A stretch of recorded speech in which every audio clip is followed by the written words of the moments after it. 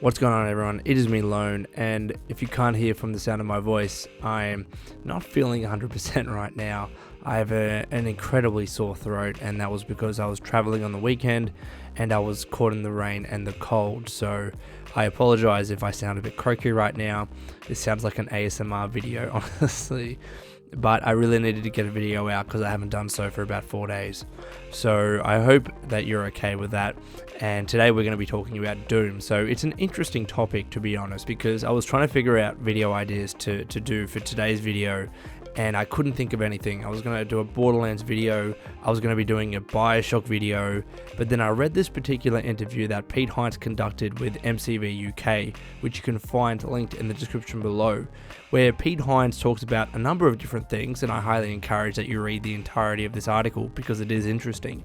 But he also talks about Doom and how essentially it was the single player campaign that really did shift units for this game and made the game the success that it is today, and not necessarily the multiplayer component of that game. The question for today's video is, what do you think of Doom's multiplayer and single player, and how much of a factor do you think Doom's single player contributed towards its success? Let me know in the comments below. So I'm going to get into what Pete actually said, and I'll chuck the quotes on screen right now so you can have a look for yourself, and then I'll give you a bit of my thoughts. So after talking about Fallout 4, the article states that the firm Bethesda then followed that up with the return of Doom in May. Initially, the game struggled. Bethesda had banked on the multiplayer to shift units, but the reception to the beta was lukewarm. But things picked up significantly once fans discovered the game's single-player component. I was surprised a little bit by just how much folks liked and got the single-player, admit Hines. If you are at Bethesda and play the single-player, you might think it's really fun and different, but you don't know if you're drinking your own Kool-Aid. Is it really fun? Or are people going to play it and dislike the fact there's no voice protagonist, or the fact there's no real story? And will they say, id Software hasn't gotten out of the 1990s? Same old, 6 out of 10. You never know which of these two scenarios you'll end up getting. We did the single player demo after launch. We had showed off the multiplayer, but we hadn't managed to show as much of the single player. So giving folks the chance to try it, well, it turned out to be a good idea. So to provide even more context to what Pete is saying about Doom and I guess the dynamic between the single player and the multiplayer, if you actually look at a lot of the critical reception around Doom, particularly of course after the game was released, you would see the majority of people, vast majority of people, saying that the single player campaign made this game. It was the best component of the game. So across the board, that's what all people essentially thought. There might be a few exceptions here and there, of course, but most of the people that played Doom essentially said that the single player campaign was a standout. But then when you look to the multiplayer, there were definitely mixed views. Some people thought that the multiplayer was just okay and were kind of, as Pete Hines said, lukewarm towards it. And then there were people that completely hated the multiplayer and thought that it was unnecessary, that it was shit, and it just was not for them.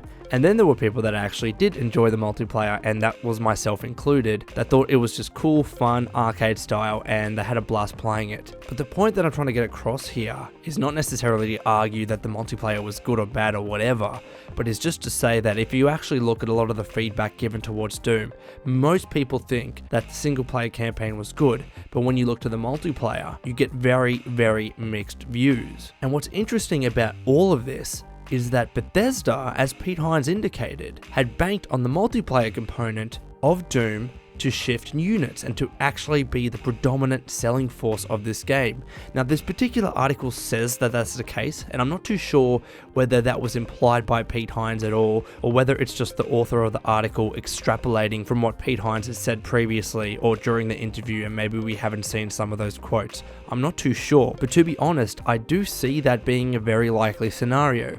We do live in a gaming world nowadays of a lot of online competitive multiplayer games, and for a while we actually had a lot of different games that were predominantly single player based for a long time, or maybe started off that way and then started to add multiplayer components. So two examples that I know of were Assassin's Creed 2, which after that, I think it was Brotherhood, they added a multiplayer component, and of course Bioshock 2, they also added a multiplayer component there. And eventually, with both of those franchises, those multiplayer modes were removed because they weren't the core focus of the game, And while some people might have liked them, I think the majority view, at least with regards to those games, was that the multiplayer was just okay, but wasn't really that good and wasn't really what drew them to the game and the franchise in the first place. But the original Doom had a much different history to those games, for example, because it both had a single player campaign that was fun, but it also allowed you to play using network deathmatch modes or multiplayer modes. Now, to be honest, I never really played the original Doom, so I never really participated in those multiplayer components of the game,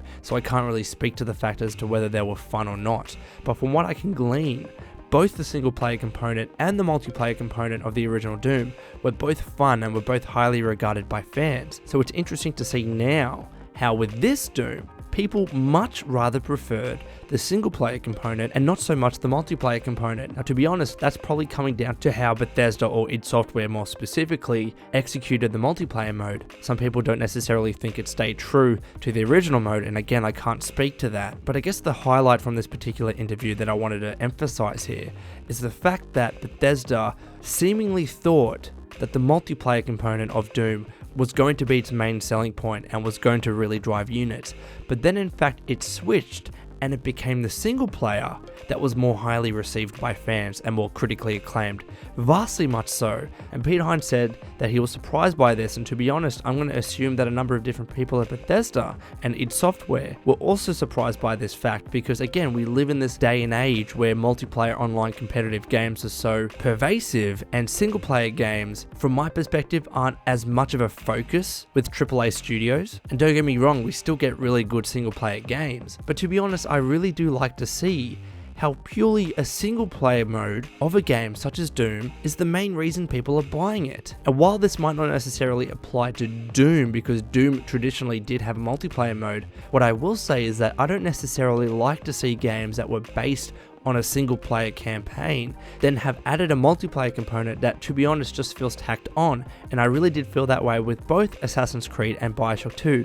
Even though I had my fun moments with the Bioshock 2 multiplayer, I have to admit it did not fit the game at all. It was just very different, and the only reason why I played it was just to get all the achievements for the game. And again, while Doom 2016 didn't have a multiplayer component tacked onto it, because that was always part of the franchise, it proved and it's shown that even in 2016, if a game just had a single player component, it can still sell very, very well, and it can still be really highly acclaimed by the gaming community and critics alike. And I do like that, because I like my single player games, you know, I like my games that just have a single player. Not everything has to be multiplayer. Not every game has to have a multiplayer component. I still think that even with multiplayer games still being the dominant force in the games industry, I'd argue anyways, I'd like to think that moving forward into the future, that games that are either purely single player, or at least having their predominant mode being that of single player, I'd like to think that those kinds of games still have a strong place in the games industry, and that they'll still be pumped out by AAA developers, because I don't want to see them go away.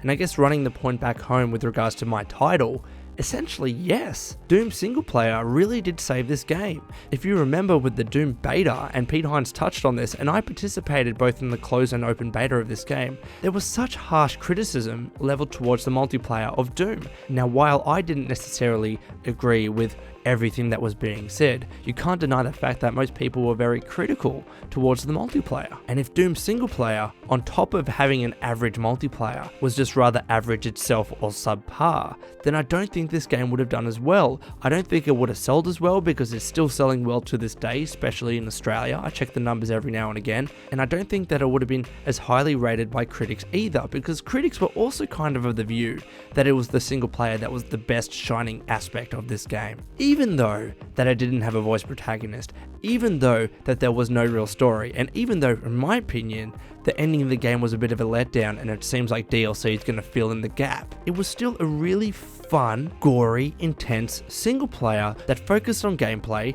that focused on mechanics, and did really well for that. While I do like games that have a good single player story, it's not important, and Doom 2016 shows that it's not important. So I'm kind of glad that Doom 2016 has shown that single player campaigns on their own can drive the success of a game, and I hope that developers will see that success and see how well Doom's single player campaign did, and maybe will take more risks and say, you know what, we're just going to be doing a purely single player campaign game and see how that goes. Because not everything needs a multiplayer. Even though I enjoyed Doom's multiplayer, and it should have had one because again, that was traditionally what Doom was based on, at least with regards to other games, not every game needs a multiplayer component. But anyways, Sanders, I would love to get your thoughts on this topic. Please let me know in the comments below. And until next time, this has been Lone. Please take care of yourself. And would you kindly keep fighting the good fight.